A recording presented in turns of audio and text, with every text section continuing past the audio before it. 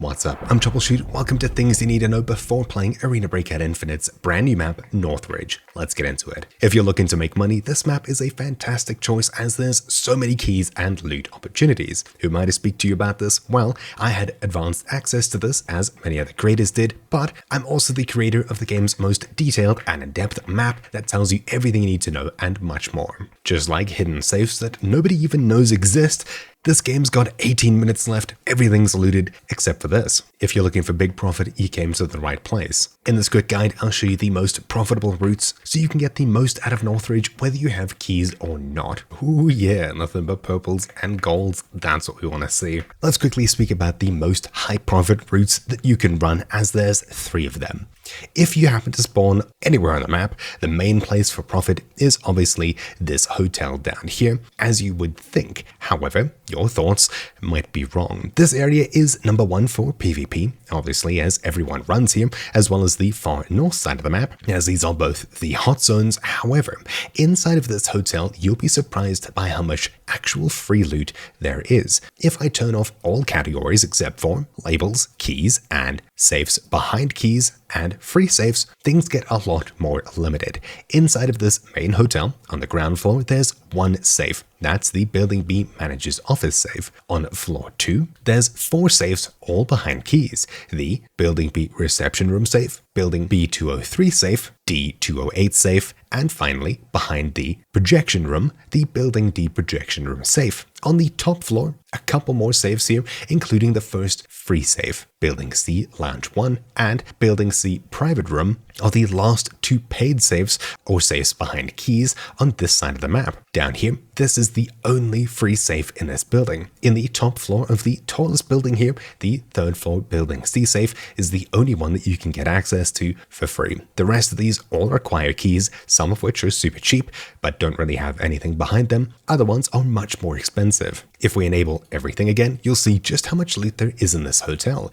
If you're here for computers, you're in good luck. Suitcases, yeah, it's pretty good. Jackets, there's a few, but most of these keys here are actually pretty terrible, like C115, there's 1 computer behind it. The manager's office is just a safe and a bag. The next floor, projection room, is 2 computers and a safe, not bad. D202 is a weapon part spawn and a large weapon case, pretty terrible. D208, 3 computers and a safe, not too bad. B203, 2 jackets, a computer, safe, really good.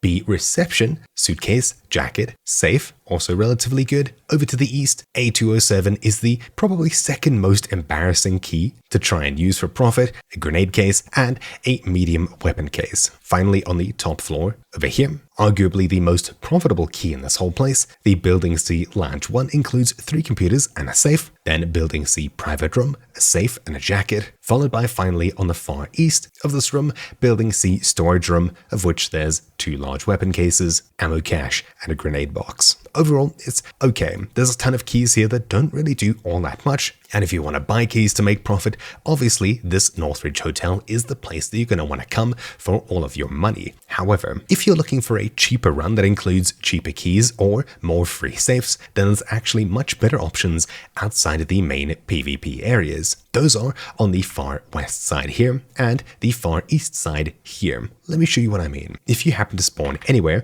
at one of these spawns on the far east, zooming in, the villages on the far right are pretty much just a waste of time. Nothing here. Zooming into the only key here, the N Village house key, this is arguably the worst key on this map. A filing cabinet, jacket, upstairs, just a suitcase, that's it. It's actually pitiful. Looking over further to the west, however, things start to look up. In the sewage plant area, this key over here, the sewage plant workshop key, actually has a safe behind it. Then if you happen to go up the stairs, there's a free safe located at the back here. Then zooming out from here, further over to the west, the access bridge by the extract over here actually has a safe that can spawn somewhere nearby. This one is pretty good to get, especially if you're not expecting it. Then, further down south, the sawmill has a free safe that spawns here. While usually more exposed, as there's not much cover around here and many places to be looked at, this safe is still pretty worthwhile hitting. And within this small triangle of over here, there are 3 free safes and a paid safe, which is pretty good. From there, the only closest place to run is of course the main hotel here, or trek all the way up north to visit the cable car station, but that's quite a jog away.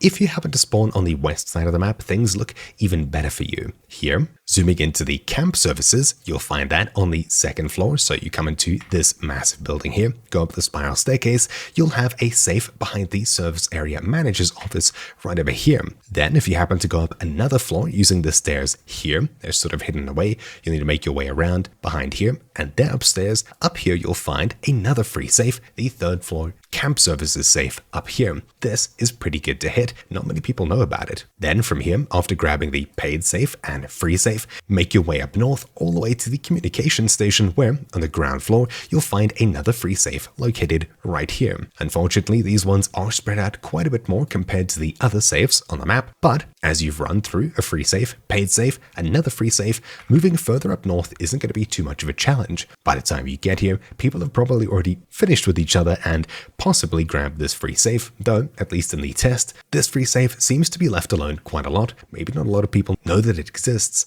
Inside of this building over here, you'll find a free safe on the 1st floor. Then, if you happen to have the single-use cafeteria cashier's office key, there's another safe behind it, which I've been pretty lucky in. Then, if you're heading down towards the actual extract, you'll find another key here, the waiting area lounge key, which behind it contains a safe over here. Keep in mind, I've turned off the other loot on this map. There is quite a bit that spawns inside of here. There's a ton of computers, which you could get lucky with, and downstairs a couple more computers, especially on the bottom floor, where there's 2 extra ones right by the extract here. If we head back to earlier in the run, the communication station has a lot more weapons and ammo boxes, obviously, being more of a military outpost. The 2nd floor is also pretty full of loot, including a premium weapon case right here. Heading all the way back down south to the camp services building, there's a lot less here, arguably, but upstairs, there's a couple of jackets worthwhile checking, a suitcase, and that's pretty much that. This route obviously gives you access to probably the same amount of free safes. There's 1, 2, and 3 free safes versus on the right, the 3 free safes over here. Overall, you are kind of limited to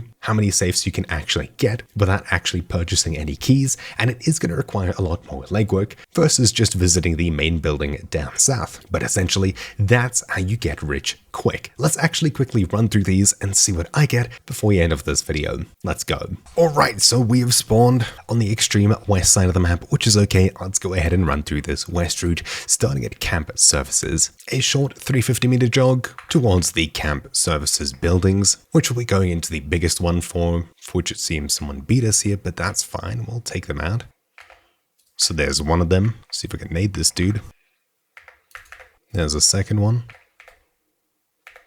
followed by a third. So while not exactly PvP free, there should be less PvP here. I guess I just got unlucky with that.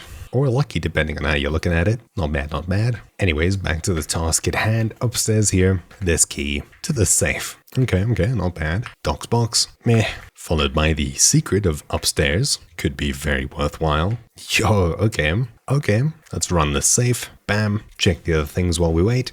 Fraud we get. Could be huge. It's okay. I mean, it's good, but it's okay. Take it anyways. Let's top up on snacks and get going. Not to mention we need to loot these other goobers. Yo, okay. GG's. Unfortunately, not too much we can use. On to the next. Same kit. It's like I killed a clone. And let's make our way towards the next area, which was the communication station up here. Huge runaway. We'll probably also take the cable car to extract, just because we've got some juice now. A short 400-meter jog. While way down, this is pretty painful. More action sounds pretty juicy. Oh, okay, that's 3 of them. I don't think we'll be going down there. Really? Now, that's unfortunate. Well, I hope our first shot didn't go through. I think it did. Anyways, we'll be leaving that alone. The next stop on our trip, communication station, right here. Seems like it has been visited, so it's probably been looted, but we'll head inside anyways. Yeah, there's a player there, or what's left of them. Yikes, by another player. Anyways, inside of here, we've got this safe, which hasn't been touched. Okay, while we're waiting for that, let's give this a quick loot. MPX is kinda crazy. Tons of meds. Full backpack. Promising, not bad. The safe had just cash, that's okay. Let's go into the final place, the cable car station, check out those safes, and leave. So yet again, 400 meters, passing the parking lot for a possible extract if necessary, when the time comes that is, which it isn't just yet, which finally brings us to here. Let's check out these safes. There's one right here, this single-use key, hopefully it's worth it. 300k gone, do we get 300k back? That, oh, not really, but we're getting there. Checking out the second one. This one's free. Is it still here? Yes, it is. Untouched. What's inside? Look at that. Rep cut. That's how much? 35k. Inside the safe we have just cash again. That's fine. Whatever. Let's go ahead and check out the extract building, which has our final safe. So towards here, let's get in and down. And inside of here, hasn't been touched. We've got floppy drive, another broken arm, a safe, which could be pretty good. Yeah, that's really good. Okay, and is that what I think it is? That's pretty crazy. This statue is worth how much? Plaster, 30k. Okay, that's fine. Grab the record player and the album. Let's finally make our way out. Switch, and now we wait. This was a crazy run, and we're out. That's not bad. But yeah, that's basically as easy as it is. Hopefully you found this video useful, and again, you'll find the map linked down below. If you'd like to see more of this, do let me know down below and I'll make sure to cover it. Northridge has been pretty profitable for me. Hopefully you found this video useful. Thank you all for watching. My name's been Troubleshoot, and I'll see you all next time. Ciao.